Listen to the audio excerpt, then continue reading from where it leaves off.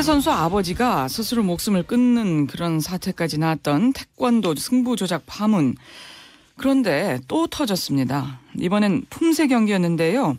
태권도 협회 간부의 아들이 속한 팀이 이기도록 하는 게 목적이었다고 합니다. 자, 이 문제를 취재한 SBS 보도국 시민사회부의 심영구 기자와 자세히 알아보겠습니다. 심영구 기자 어서 나오십시오. 고맙습니다. 네, 안녕하세요. 네. 아니 또 이런 일이 불거졌어요. 네, 뭐 안타까운 일입니다. 예, 이번에 적발된 승부 조작 사태는 어떻게 된 건가요? 네, 사건이 일어나는 거는 2013년 작년 7월 8일입니다. 대한장애인 태권도 협회에서 주관하는 제4회 전국 추계 한마음 태권도 선수권 대회가 경기도 의정부에서 열렸는데요. 이 장애인협회에서 주관을 하지만은 취지 자체가 한마음이라는 타이틀이 붙은 만큼 장애인 비장애인이 함께 어울리자는 취지라서 비장애인도 출전을 해서 경기는 따로 치릅니다. 예. 여기서 고등부 단체 품새 경기 이 4강전에서 승부 조작이 발생했습니다. 품새 경기는 두 팀씩 나와서 고려와 금강 품새를 각각 선보이고 또 심판 5명이 어떤 팀이 잘했는지 청팀이 잘했으면 청기, 홍팀이 잘했으면 홍기를 들어서 판정을 내리는 방식으로 대련을 진행되는데 하는 게 아니죠. 네네. 예. 따로따로 겨루는 것, 어떤 자세를 취하는 자세를 펼치는 겁니다. 5명이 심판이니까 뭐 3대2라든지 4대1 뭐 이런 식으로 판정이 나겠고요. 예. 누가 봐도 뭐 확연하게 기량차가 낮다 이러면은 5대0 판정도 가끔 나오고요. 예. 네, 이제 전체적으로는 8개 팀이 출전을 했는데 각각 다 한 번씩 경기를 해서 4강 진출한 팀들이 나왔고 이제 이 4강 팀들끼리 결승 진출을 다퉜는데 예. 여기서 문제가 생겼습니다. 이 첫 번째 팀인 청팀은 품새를 무난하게 잘 맞췄고 저도 경기 영상을 봤는데 예. 깔끔하게 했습니다. 두 번째 팀인 홍팀이 경기를 했는데 고려 품새는 그럭저럭 했는데 그다음에 금강 품새에서는 이 경기 동영상을 보면은 금강 품새는 이 상징적인 자세가 있습니다. 학다리석이라고 외발로 서서 이렇게 딱 펼치는 자세가 있는데 한 발로 서는 건데. 예. 이게 이제 중심을 잘 잡아야 되는 건데 이 자세를 취할 때 홍팀 선수 한 명이 중심을 잃고 비틀비틀 거리는 등 완전히 이제 큰 실수를 했습니다. 그래서 이렇게 실수가 좀 잇따라 나오니까 이제 경기가 끝났구나, 승부가 났구나 싶을 정도였는데요. 홍팀이 졌구나 이렇게 생각을 했겠네요. 근데 결과는 5대0으로 홍팀이 일방적으로 이긴 것으로 나왔습니다. 홍팀이 이겼다고요? 예. 그래서 코치가 바로 달려 나와서 심판진한테 아주 격렬하게 항의를 했지만 결과는 바뀌지가 않았습니다. 얼마나 어이가 없었으면 그 현장에서 코치가 바로 달려 나왔다는 거예요. 네. 그리고 심판진에게 또 바로 항의를 했는데 결과는 뭐 전혀 달라지지 않았다. 그러니까 이렇게 어이없는 결과에는 승부 조작이 있었던 거다 이런 말씀이신 거죠? 네. 경찰 수사를 해보니까 승부 조작 지시가 있었고 또 이 지시에 따라서 심판들이 편파 판정을 했던 것으로 드러났습니다. 이 대한장애인 태권도협회 심판위원회에 겨루기 담당 부의장 김모 씨가 주도를 했는데 이 바로 아래에 이제 품새 담당 부의장이 있습니다. 이 전모 씨한테 지시를 했고요. 무조건 이 팀이 이기게 해라. 홍팀이 이기게 해라. 예, 홍팀이 이기게 하라 조치하라고 했고 이 전 씨는 다시 경기를 맡은 심판 5명에게 같은 내용을 지시를 했습니다. 김 씨는 경찰 조사에서 이렇게 말했는데요. 서울시 태권도협회의 간부가 자신이랑 아주 친한데 그 간부 아들이 마침 이 대회에 출전했고 그 홍팀에 속해 있었다. 그래서 이기게 해주려고 자기가 스스로 판단해서 승부 조작을 지시했다. 전 씨와 심판 5명은 김 씨 지시대로 따랐다. 이렇게 진술을 했습니다. 경찰은 혹시 그 간부와 이 김 씨나 전 씨가 사전에 공모했는지 뭐 금품을 받은 건 없는지 확인했지만 이들이 워낙 강력하게 부인해서 이 부분은 밝혀내지 못했습니다. 예, 돈을 받고 한 건 아니다. 그냥 태권도 협회 간부가 자신이 친한데 그 아들이 이 대회에 나왔다. 그래서 이기게 해주려고 했다. 그래요? 근데 이렇게까지 해야 될 정도로 이 대회가 무슨 중요한 대회였나요? 이 아까 말씀드렸다시피 대회 이 고등부 단체 품새 요 분야에 출전한 선수 팀은 8개 팀밖에 안 됩니다. 이 전국 단위 대회라고 하기에는 사실 대단히 적은 수인데요. 그러네요. 그래서 어쨌든 전국 대회이기 때문에 이 전국 대회에 우승한다는 상징성도 있긴 하겠지만 워낙 태권도 대회가 많습니다. 그런데 이 대학에 가려면 이 대학마다 전형도 다르고 뭐 지원 자격도 다르게 책정을 하지만 어쨌든 전국 단위 대회에서 우승하거나 뭐 4강 이상의 성적을 올리면은 특기생으로 갈 수 있는 경우가 대단히 많습니다. 이번 품새 승부 조작으로 우승한 이 홍팀 선수 4명은 결론부터 말씀드리면 모두 대학 진학에 성공을 했습니다. 태권도 특기생으로 갔습니다.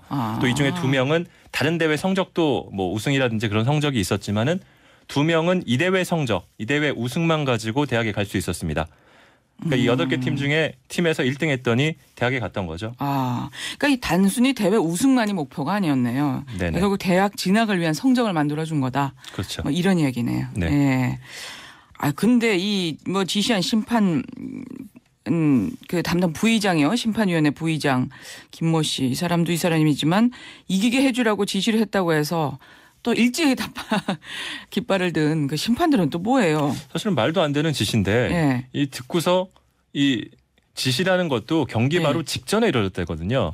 그러니까 무슨 미리 사전에 대단한 모의를 한 것도 아니고 예, 심판들부터 말씀드리면 모두 승부 조작을 지시를 받았는데 그대로 따랐다. 두 팀의 실력이 확실하게 드러났는데 이게 이제 공개된 자리에서 벌어진 시합이기 때문에 누가 봐도 알 수 있는 건데 지시를 어길 수가 없었다는 거고요. 여기 심판들이 경찰에서 진술한 것을 보면은 한 3대2 정도로 이기했다면은 아무리 코치가 항의를 해도 우리가 우길 수가 있었을 텐데 5대0으로 저희가 판정을 했기 때문에 이거는 너무 변명할 여지도 없다. 예, 그렇게 진술을 했고 또 다른 심판은 자기는 지시받은 걸 잠시 잊었다고 합니다. 그래서 잘한 팀 깃발을 들어야겠다 해서 청기를 들려고 봤는데 옆에 심판들이 다 홍기를 드는 거 보고 아이고 이거 지시대로 해야 되는데 싶어서 홍기를 들었다는 거거든요. 그냥 지시 받은 대로 할 수밖에 없었다는 진술들을 하고 있습니다. 예. 아니 근데 저절로 청기가 들어갈 정도로 실력 차이도 확실하고 말이죠. 네. 얼마나 창피했겠어요. 그런 판정을 내리면서도 심판들이. 네네. 근데 뭐 오래 모여서 모의를 하는 것도 아니고 대회 직전에 시합 직전에 바로 한마디 했다고 해서 아니 바로 이렇게 지시를 따를 수밖에 없는 그런 이유가 있는 건가요? 이 태권도 인구가 대단히 우리가 뭐 종주국이고 국기고 해가지고 대단히 많다고는 하는데 이 태권도 업계, 태권도계 자체는 또 좁다고 합니다. 이 동네가 되게 좁아서 태권도계 종사자들은 대부분 한 다리 두 다리 건너면은 아는 선후배 사이 이런 경우들이 많고요. 예. 심판들도 상임 심판들이 아니라 자기 도장을 운영하다가 비상임으로 대회 때만 위촉돼서 이렇게 수당을 받고 심판 일을 수행하곤 하는데 협회에 잘못 보이게 되면은 심판에서 바로 제외가 되기 때문에 그러면 수당도 못 받고 또 요즘에 도장들 상황이 이렇게 좋은 것도 아니기 때문에 생계의 위협을 느낄 수도 있다.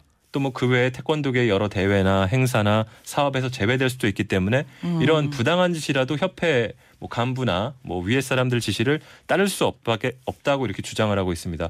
뭐 물론 자기들의 입장에서 어떤 변호를 하는 걸 수도 있지만 일면 타당한 지적이라고 타당한 수긍할 만한 지점이라는 뭐 얘기들도 있습니다. 예.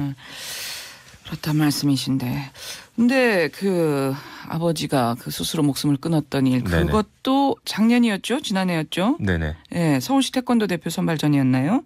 예, 이것도 작년 5월에 있었던 일입니다. 네. 이 지금 말씀드렸던 장애인 태권도 협회가 주관했던 대회는 7월이고요. 불과 2달 전에 서울시 태권도 대표 선발전에서 승부 조작 의혹이 제기가 됐고요.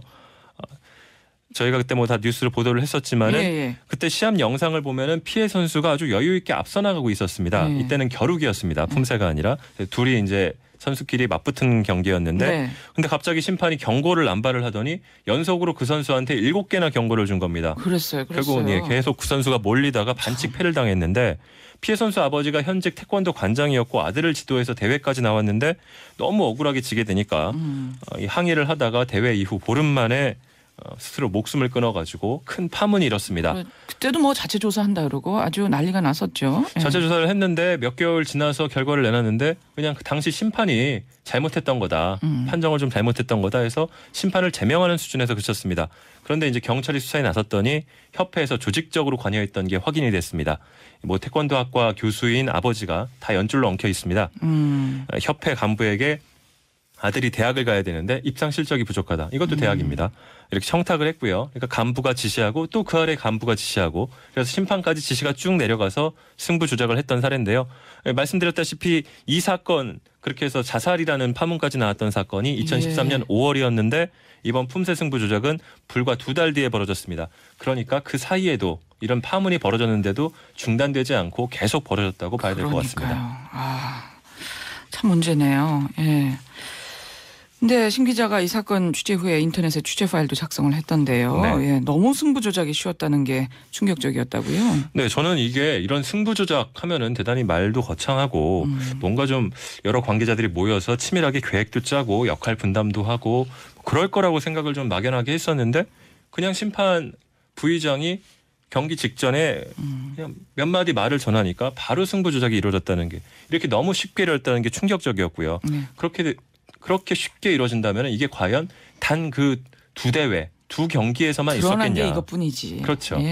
증거를 경찰이 확보한 게 이것뿐이지 훨씬 더 광범위하게 자주 많이 일어나지 않겠냐 이런 추정을 하게 되다 보니까 대단히 충격적이었습니다. 아, 정말 정신 똑바로 차려야 돼요. 태권도 협회. 분명히 바로 잡아야 되는 거죠. 그렇죠. 이 지금 태권도가 대단히 위기라고 그러거든요. 그렇죠. 올림픽에서도 사실은 2020년에 태권도를 퇴출시키자는 논의까지 나왔지만 간신히 살아남았는데 그때도 주된 문제는 판정이 확실하지 않다. 판정 시비였거든요. 근데 이런 작은 대회에서는 판정 승부 조작이 쉽게 일어났는데 그럼 올림픽은 안 그렇겠냐? 올림픽 선발전은 안 그렇겠냐? 그래서 문화체육관광부가 대책을 제시하고 태권도협회는 자정 노력을 하겠다고 밝혔는데 이 태권도계 안팎에서 이런 승부 조작부터 없애지 않으면은 위기는 돌이킬 수 없는 상황이 되지 않을까? 뭐 그런 우려도 하고 있습니다. 자꾸만 이런 일 벌어지면 태권도 관계자들의 자녀들은 태권도를 못하게 만들어야 될 것 같아요. 앞서 사건들이 다 그런 일들인데. 좋은 방법 같네요. 예, SBS 보도국 시민사회부 심영구 기자였습니다.